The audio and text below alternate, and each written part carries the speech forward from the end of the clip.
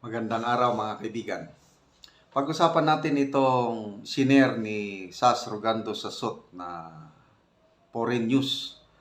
Sabi niya, the global south is speaking out. So, it's news from Hindustan Times. I think India ito, no? So, sabi dito, former President Rodrigo Duterte has been arrested under ICC charges of crimes against humanity. But is this really about justice or is it political?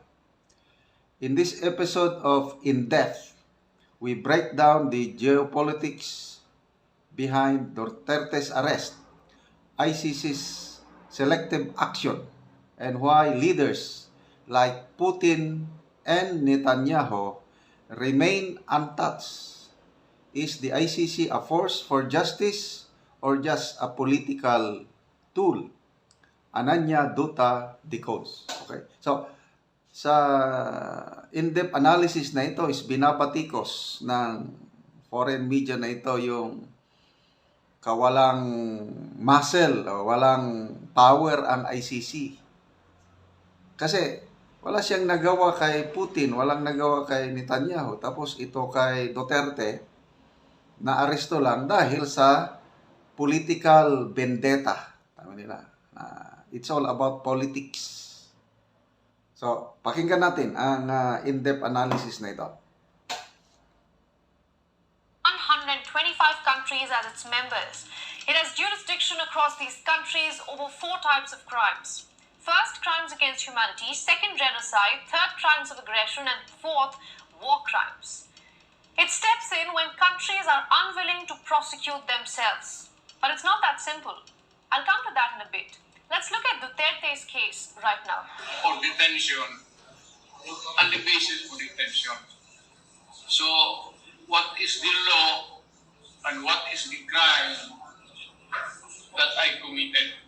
The ICC has been probing the former president since 2017. He has been accused of committing crimes against humanity in the name of curbing drug dealers. Here are 3 instances which will give you a sense of what the ICC is looking into. Rodrigo Duterte built his reputation as the quote-unquote punisher while he was the mayor of Davao for more than 20 years.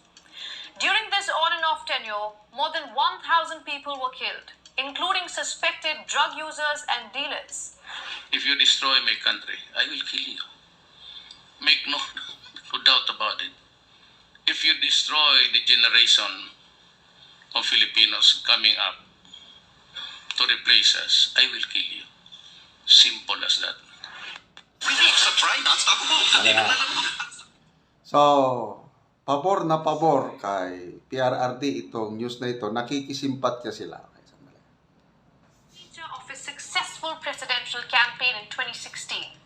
On his first full day, at least 12 people were killed, ushering in a bloody campaign for the next 6 years. In one of his statements as the president, Duterte said he doesn't care about human rights and issued a shoot-to-kill order against drug dealers. If you raise the flag of ISIS, that was the time I said, this cannot be done. It has to be stopped. And I'm willing to gamble with Marcelo. By the end of his term in 2022, the police claimed they had executed 7,000 people. The rights groups put the figure at 30,000. Many of these victims were dumped in garbage sites and open fields. The security personnel were offered immunity from prosecution. An Amnesty International report found that police officers confessed to receiving reward money for every drug suspect they killed. My order to them was that if they are holding a gun, Patayin mo na. kill them immediately so there will be one less criminal. Throughout his presidency, Duterte enjoyed a high approval rating from the public, allowing him to push for his brutal anti-drug war agenda. But his arrest has provoked mixed reactions. Tama rin yun para yung mga tao nangangailangan na I think it was a right action because for people who were claiming for justice, makamit niya rin siya. for the deaths of their children, to get peace and happiness for those who were killed. Pagbitbit sa kanya doon sa ibang bansa, Dragging him outside the country is good as being imprisoned already. Dahil wala siyang His rights were removed, no matter which sin he has committed. niya magiging, He shouldn't have been brought away like that. pero hindi dapat na sa ibang bansa siya dinala. Dito sa atin, He should have stayed in the country. We have our courts to decide on the case.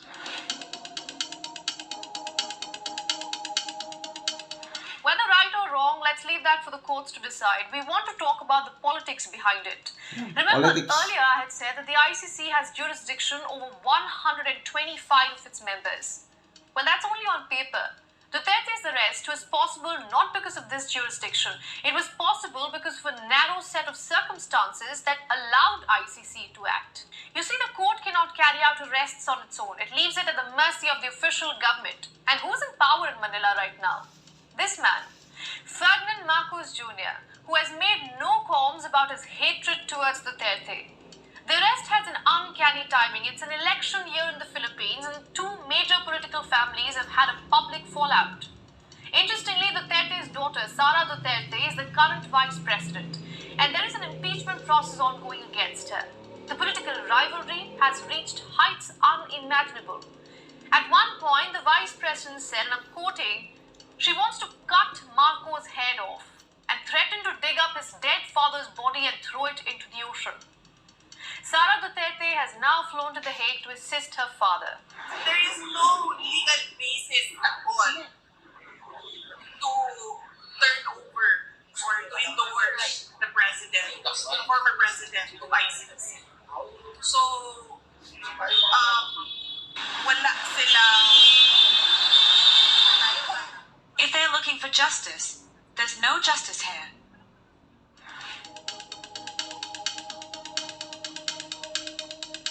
So while the ICC is lauding its arrest as significant, the truth is that it goes to show how limited the international body's powers are. In practice, the court has little to no ability to go after its suspects, unless it has all pieces in a specific order, like in Philippines right now. There were two other world leaders the ICC had issued arrest warrants against in the past 1 year. Israeli Prime Minister Benjamin Netanyahu was accused of war crimes in Gaza on November 21st last year.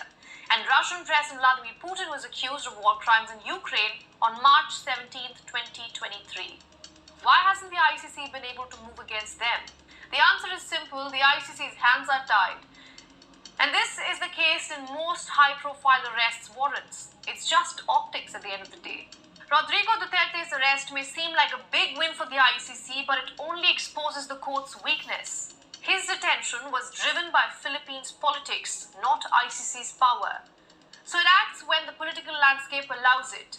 But against world leaders like Russia, the US, China, or Israel, it becomes a toothless entity. Okay? So, the arrest of President Duterte only exposes the weakness of ICC. It has no power and it's a limited power. Na-arrest lang si, ayan, binabatikos nila. Bakit nandyan pa rin si Putin, nandyan si Netanyahu? They are roaming free. Dahil hindi kaya ng ICC. Bakit na-aresto nila si FPRRD? Dahil nakipagtulungan, dahil sa political vendetta na kagagawa ng Marcos administration. So, salamat sa fair, objective na pagbabalitang ito, in-depth analysis ng Hindustan Times. Okay, mga kaibigan, salamat sa inyong palaging panonood sa ating channel. Nakakatulong kayo sa Tribong Talaantig. Ang income natin sa channel na ito, tinutulong natin sa tribo. Namimigay tayo ng yero at pako para ma-repair ang sira-sira nilang bahay. Panoorin nyo ang video na ito. Karon na may diri sa Masimag, Barangay Tagbak, Bukidnon. So, mao na ni ang ikaapat nga balay sa Masimag nga akong bisitahon. Ayo. Oh, dayon sa among balay nga busot. Oo, maayong hapon. Ngapon sad. Oo. Mao na ni ang bulsot nimo nga balay. Nga kuan na gid kayo, luwag na gid kayong bulsot. Oh, luwag na gid na. So gikan karon nag-ulan, so gisalod ra gid ang tubig. Oo. makita silang sala nga nakasulod sa planggana ang nakuan nila kanang nasalod nga tubig. Ay bulsot na gyud kaayo ang ilang hero. Makita nga kuan na gyud kaayo. Luag na kaayo ang bulsot.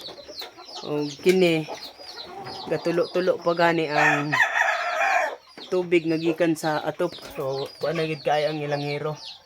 Bulsot na gyud.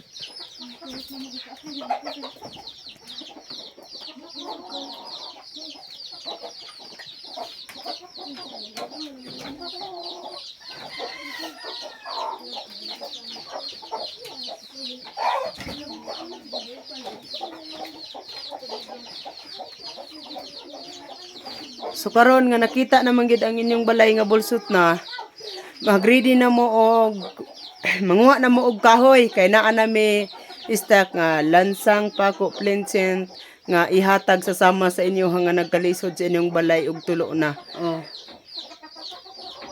Og karon unsa ang imong ikasulti nga matagaan na ka og yero? Salamat gid sa Ginoo sa dayon sa. Salamat po sa nagtan-aw. Oo. Dayon salamat po sa nag-sponsor ani nga kuan programa nga manghatag og sin.